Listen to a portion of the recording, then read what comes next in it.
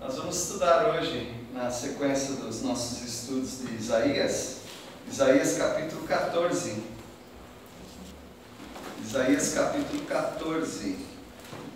No meio da Bíblia é Salmos. Vai um pouquinho mais para frente, logo você encontra Isaías. Livro grande também, nós estamos no capítulo 14.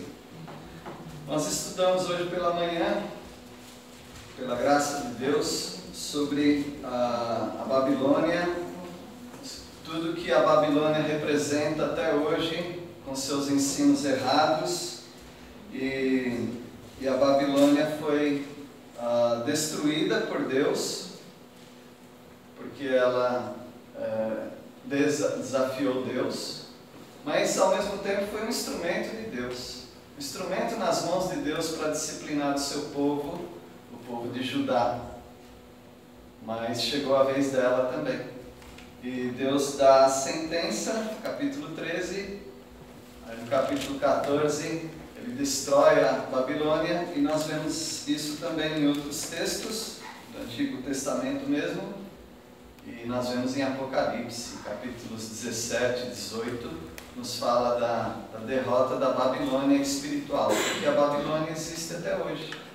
Nós estamos vivendo uma Babilônia. Todo ensino errado, todo ensino que é contra a palavra do Senhor é considerado de ensino babilônico. E a derrota da Babilônia nos ensina que Deus é justo. Deus é amoroso. Deus está sempre com seu braço estendido para o pecador arrependido. Ele não encolhe o braço, ele não vira as costas, ele não despreza aquele que vem até ele reconhecendo seus pecados, reconhecendo que não tem condição alguma de se salvar, mas que confia inteiramente na graça do seu Filho amado Jesus Cristo, o qual morreu na cruz e dessa forma então oferece a salvação a todos aqueles que aceitarem. Ele não empurra a salvação para ninguém. A pessoa precisa entender e aceitar. Porém, muitas pessoas não aceitam por ser muito simples, não aceitam por ser um presente, elas querem pagar, elas querem fazer alguma coisa para mostrar que elas merecem. E há aqueles que vão até mais longe, dizendo: eu não preciso de salvação porque eu não sou um perdido. E essas pessoas então precisam ler textos como este para ver o que Deus fez com os arrogantes, com os orgulhosos, como uma nação toda, nação da Babilônia. E vocês ganham um bônus na mensagem ao ver a segunda parte desse capítulo, que é um capítulo que é um texto de extrema importância. Poucas pessoas nesse mundo sabem, que é a queda de Lúcifer. Sim, só tem duas passagens na Bíblia que falam da queda de Lúcifer, o anjo que Deus criou, mas que se rebelou contra ele, que também é um aviso para todos nós. E Lúcifer, agora com outro nome, antes era anjo de luz, agora é Satanás, que quer dizer adversário, ou diabo, que quer dizer caluniador. Ele é o inimigo das nossas almas. Ele é aquele que quer destruir tudo aquilo que Deus faz. Mas não existe, como na Marvel, ou como nos desenhos animados antigamente dos Herculoides. Lembra, Joãozinho, do Herculoide? Nossa, pastor. Lembra, Jonas? Não pode mentir, gente. Lembra, né? Sou do Chaves pra cá. Do Chaves pra cá. Quando o mal ia contra o bem, e o bem tentava resistir, e o mal sempre perdia. Mas ele saía dando suas gargalhadas, dizendo: eu voltarei. E aí, às vezes, nós pensamos que há esse dualismo também. Deus acuado, Deus com medo de Satanás ou tentando lutar com dificuldade contra Satanás? Não e não. Satanás era o mesmo Lúcifer, criado por Deus. Portanto, Deus é o Criador.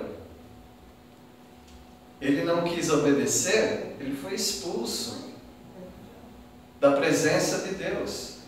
E a queda dele se dá em 5 níveis.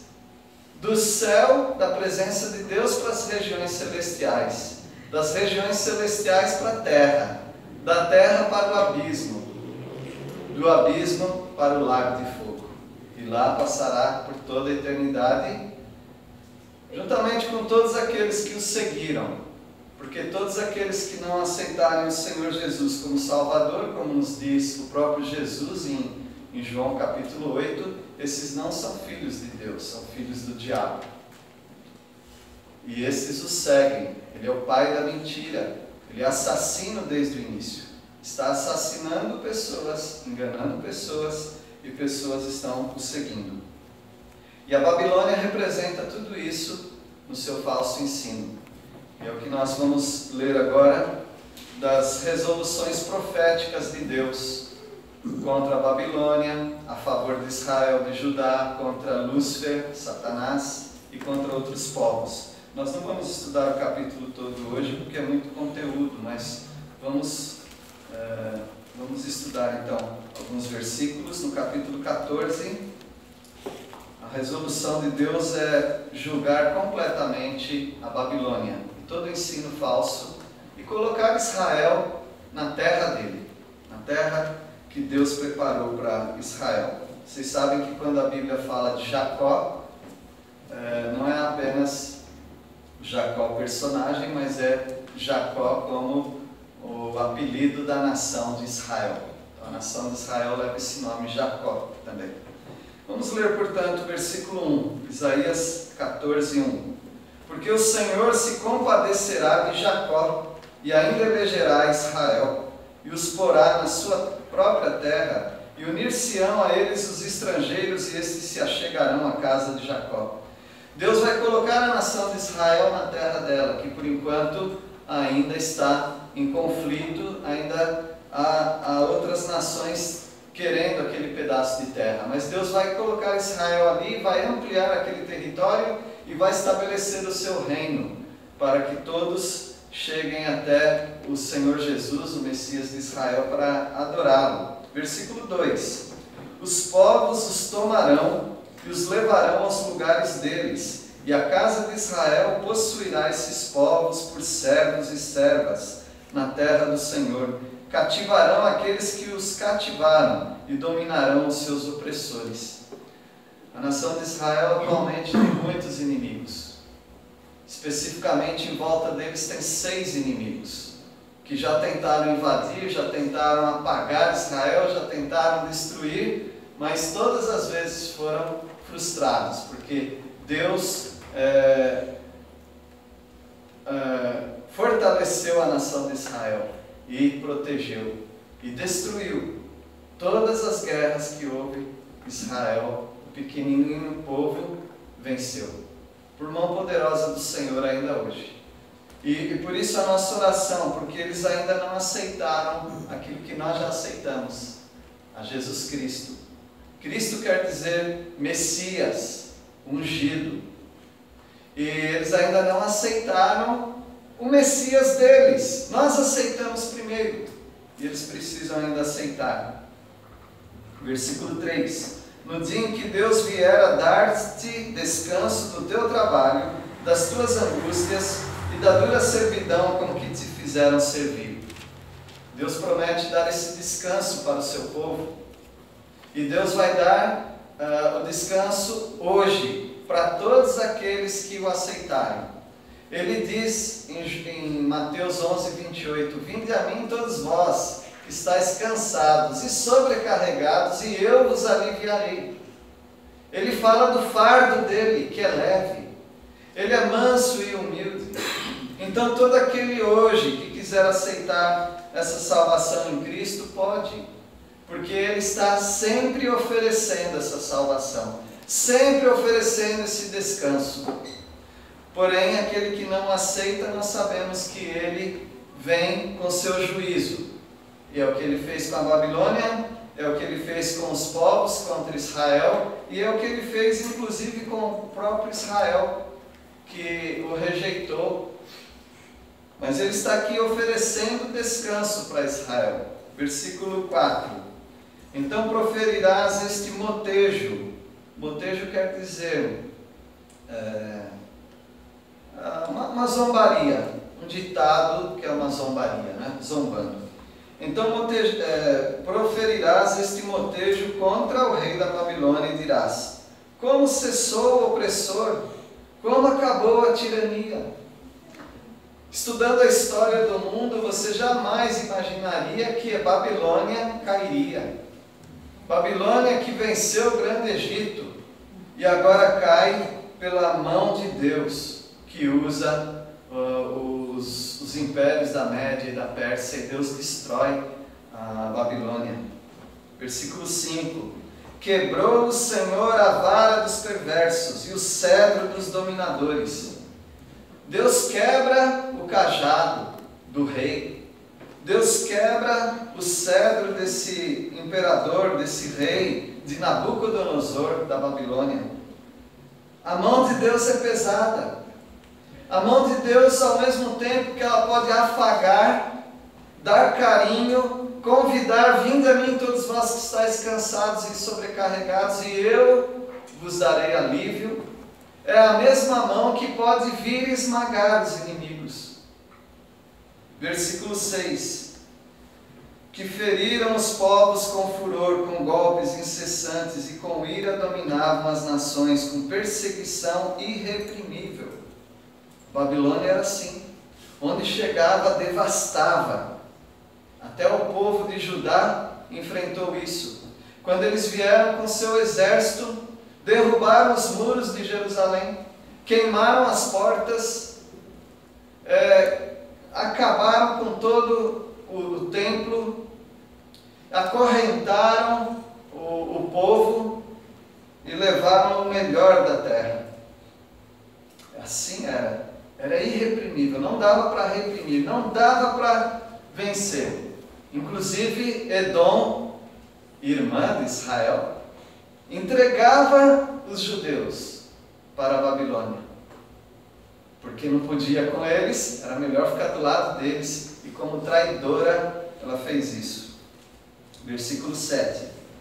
Já agora descansa, está sossegada toda a terra, todos exultam de júbilo. Quando Deus vem, acaba todo ditador, todo império, toda força, todo exército, e a terra fica em silêncio, porque assim é o nosso Deus.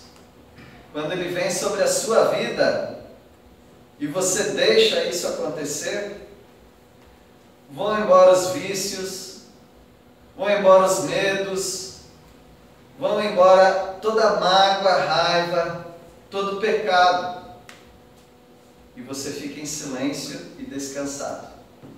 Porque Ele faz isso com o pecador. Com o pecador que se arrepende, Ele faz isso. Com o pecador que não se arrepende, Ele vem em juízo. E esse juízo nem sempre é aqui na terra. Porque aqui na terra tem pessoas que vivem, como a palavra de Deus diz, regaladamente, ou seja, vivem de modo tranquilo. Parece que nunca ficam doentes, parece que nunca têm aperto financeiro, parece que nunca estão tristes. Mas o que importa? É essa vida ou é a eternidade? Quando a morte chega e as pessoas são levadas para um lugar de tormento, e lá não há maneira alguma de sair daquele lugar, como nós vemos lá em Lucas 16, quando aquele homem queria sair daquele local, não podia.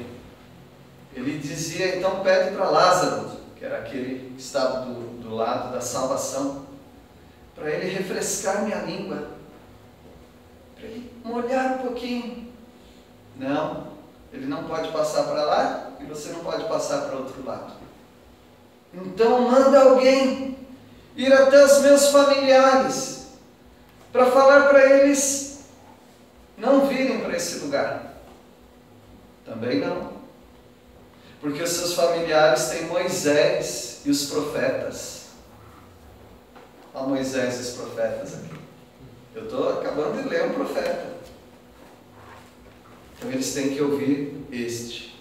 Portanto, só tem oportunidade enquanto vivo. Depois de morto, tudo já está decidido. E a palavra de Deus diz que é um lugar terrível.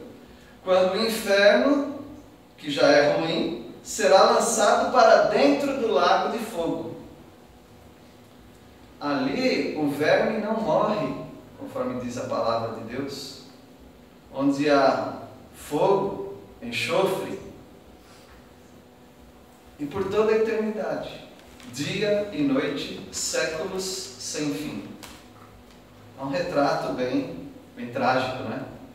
Por isso que dá vontade de a gente cantar isso que nós cantamos em pleno pulmão. Porque onde existem guerras, destruição, não há paz no coração das pessoas. Mas nós temos a salvação que está em Cristo Jesus e nós podemos falar, como estou falando aqui agora para os irmãos. E no versículo 8, até os ciprestes se alegram sobre ti, os cedros do Líbano exclamam, desde que tu caíste, ninguém já sobe contra nós para nos cortar. Ele está personificando as árvores, até as árvores estão contentes com a queda da Babilônia, com a queda do mal, com a queda da mentira.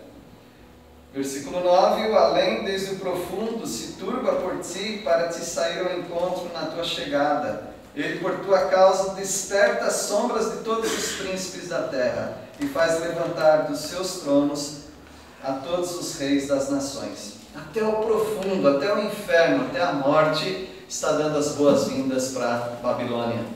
Porque a Babilônia realmente foi tirana sobre todo o mundo. Versículo 10. Todos estes respondem e te dizem, tu também como nós estás fraco e és semelhante a nós? O forte não fica forte para sempre. Isso é uma lei natural. Todos aqui que tiveram, não quero nem falar de ser humano, porque é demais para nós. Pensa no seu bichinho de estimação. Alguém já teve um bichinho de estimação que você conviveu com ele, criou, deu todo carinho, viveu vários anos, depois ele foi enfraquecendo, ficando cego, aleijado. O nosso ficou com Alzheimer até. Ele chegava assim na parede e ficava olhando para a parede. A gente tinha que pegar e virar assim, né? Continuava andando. Foi enfraquecendo, até morrer. Se um bichinho causa uma comoção em nós, o que dirá nossos familiares? As pessoas que estão partindo, e nós estamos vendo a cada dia enfraquecerem fisicamente, envelhecerem, ficando debilitadas, algumas pessoas já vendo estas na cama, cuidando delas, enfraquecendo a voz e se despedindo de nós. Que triste, não é? Essa é a vida natural. O forte não fica forte para sempre. Agora, imagine, parece que estou torturando vocês, né? Mas imagine por um pouquinho mais, aguenta só mais um pouquinho. Esse familiar sem Cristo Jesus, sem a salvação. Qual a esperança que há de nós os encontrarmos na eternidade? Porque a esperança do crente é sempre na eternidade. Qualquer um que participou de funerais daqueles que são de Cristo Jesus sabem a diferença que é daqueles que não são de Cristo Jesus. nós conseguimos cantar hinos, agradecer a Deus pela vida daquela pessoa, e ali só tem um corpo, um cadáver, e nós estamos exultando diante de Deus, como se fosse um dia muito feliz, mas para nós é, porque aquela pessoa está rompendo essa vida de pecado, e chegando até o seu mestre querido, com a certeza de que estarão nos esperando, nos aguardando, e aí nós para sempre estaremos com eles e com todos os demais que nós teremos a eternidade para conhecer. Essa é a esperança do crente. Eu não consigo imaginar uma vida, não consigo mais imaginar uma vida que não seja assim. Sem esperança, sem Deus no mundo, olhando esse mundo como se fosse tudo, trabalhando igual doido, tentando ganhar mais dinheiro, se preparando mais, para pensar no seu futuro. Quando a gente fala, estou pensando no futuro, fala logo, estou pensando na morte, porque é isso que te espera no futuro, a morte. E depois de tudo conquistado, já está na hora de você partir, e aí você deixa tudo para alguém. Essa é a alegria do ser humano sem Cristo Jesus. Mas a nossa esperança está nas coisas celestiais. Nós somos aqui apenas peregrinos e forasteiros. Estamos de passagem, mas a nossa esperança está com o Senhor. O forte não fica forte para sempre. Versículo 11. Derribada está na cova a tua soberba, e também o som da tua harpa. Por baixo de ti, uma cama de gusanos, e os vermes são a tua coberta. Você sabe o que é gusano, né? Quando você levanta aquele pau podre assim, está cheio de larva, de bichinho, aquele é gusano. Então está dizendo, olha a cama da Babilônia. A Babilônia era conhecida pelos jardins suspensos, toda esplendorosa.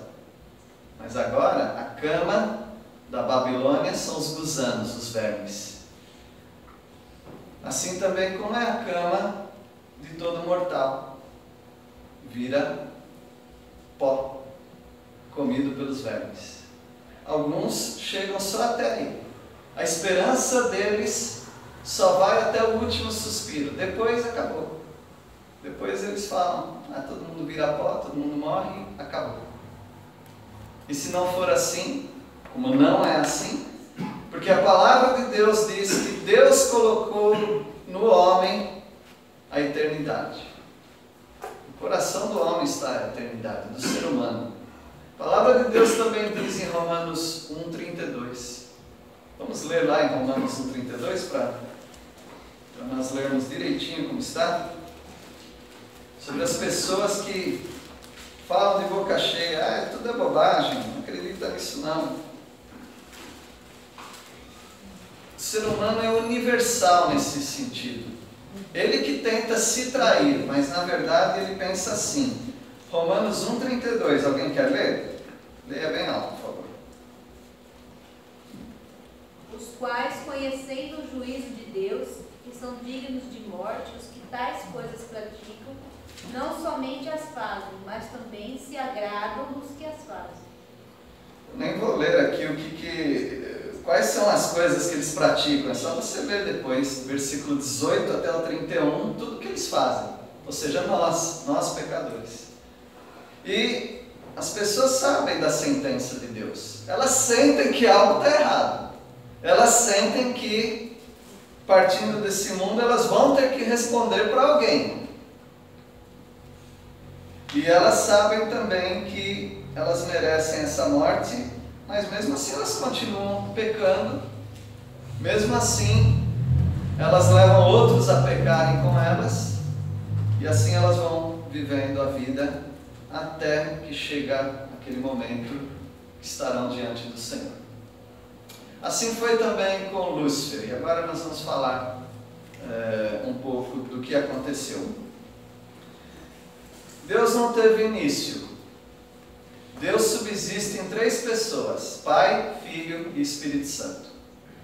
Ninguém criou Deus, Ele não se criou, Ele não foi criado. E Ele existe como Pai, Filho e Espírito Santo. Você já falou isso? Pois é, eu vou falar a vida toda e nunca vou entender isso. Ele é um Deus que subsiste em 3 pessoas. Cada uma das pessoas distintas uma da outra, mas as 3 pessoas formando um Deus. Eu parei por aqui. Mas é esse Deus que eu creio.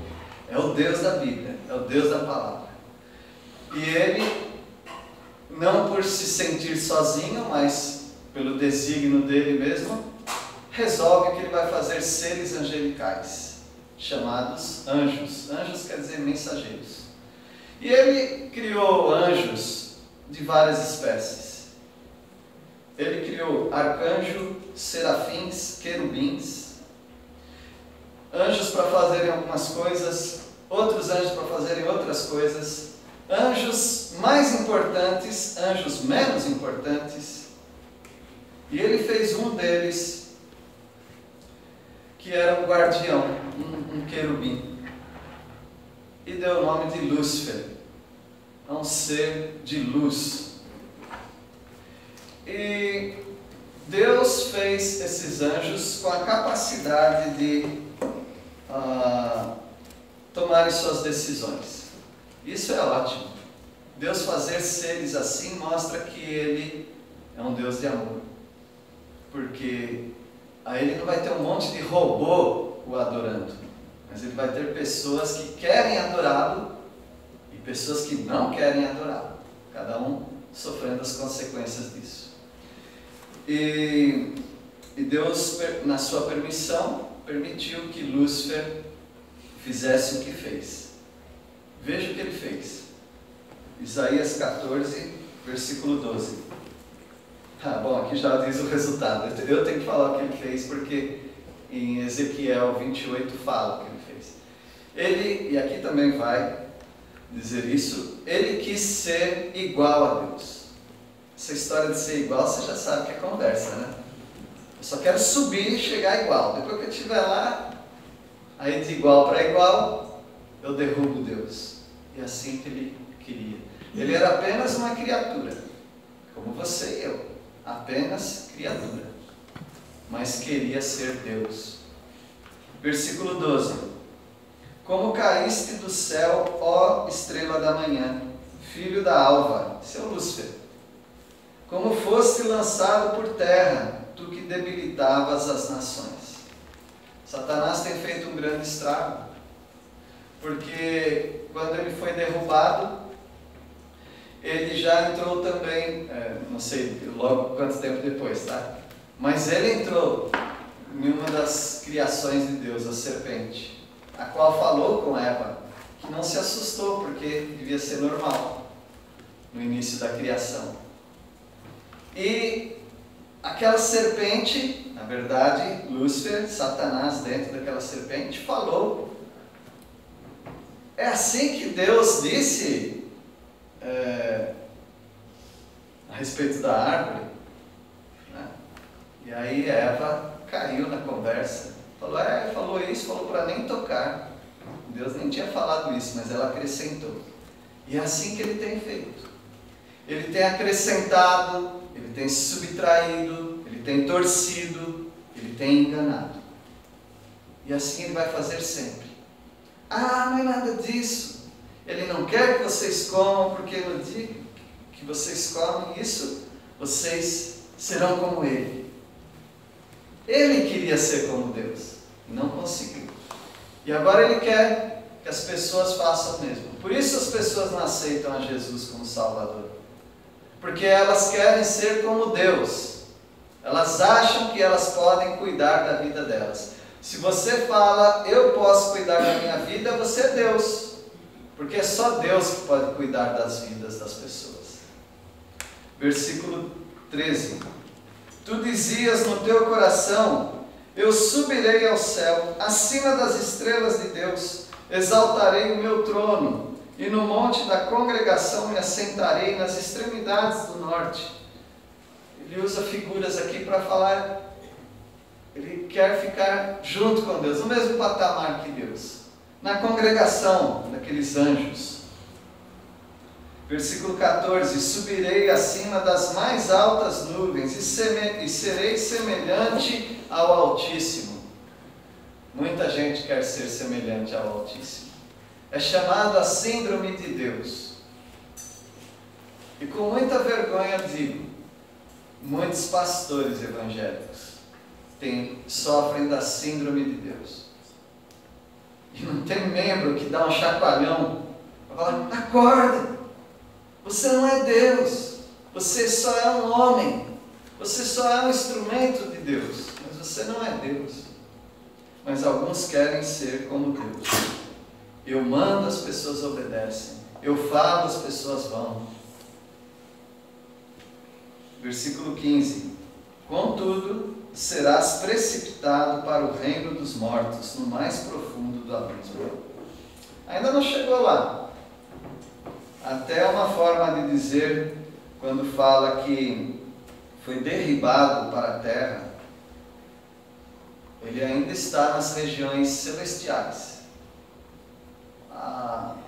Nós estamos vendo o céu, as estrelas, as nuvens, mas acima disso, onde o telescópio Hubble não pode mais pegar mais nada.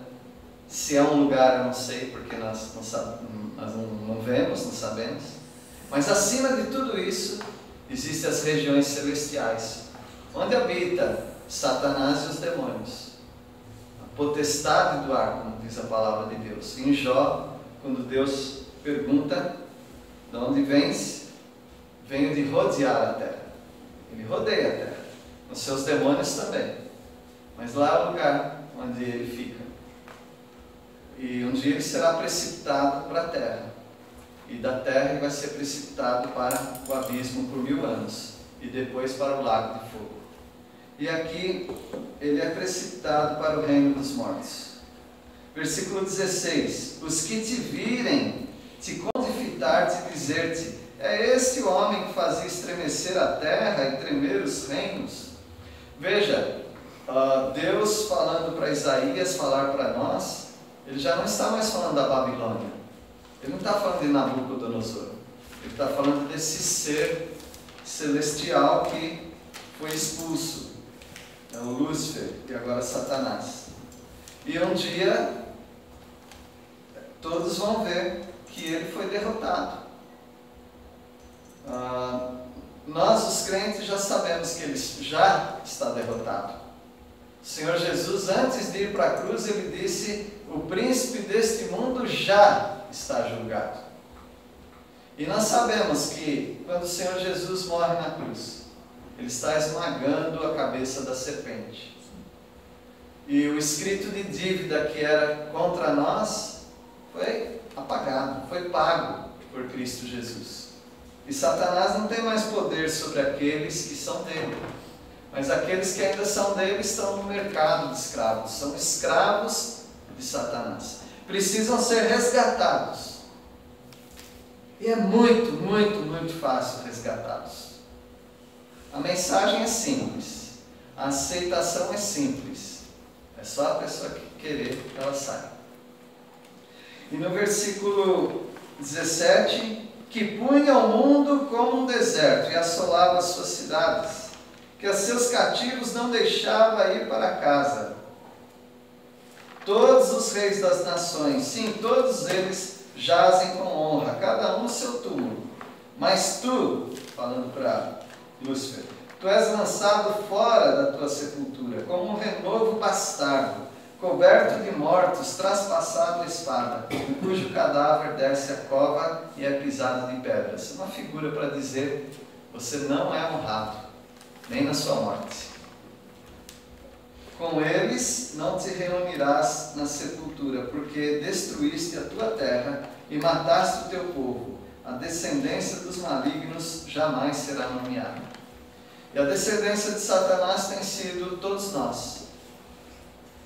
Não tem uma pessoa aqui que não foi um filho de Satanás. porque todos pecaram.